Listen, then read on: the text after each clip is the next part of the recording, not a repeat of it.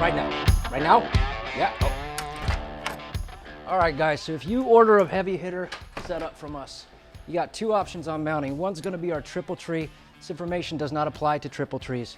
We'll get into that later. Our heavy hitters mounted up with our bracket. Sometimes we get some common questions. When you get your bars, you're gonna get a package with the bracket and the spacers.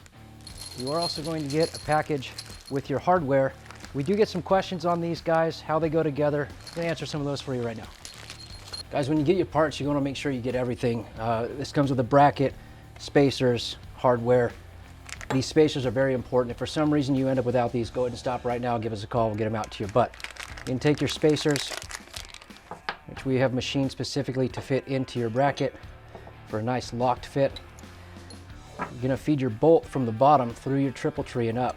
The reason why is if you put it from the top down, you do not have the clearance that you need for your steering, and this will rub and you'll have interference.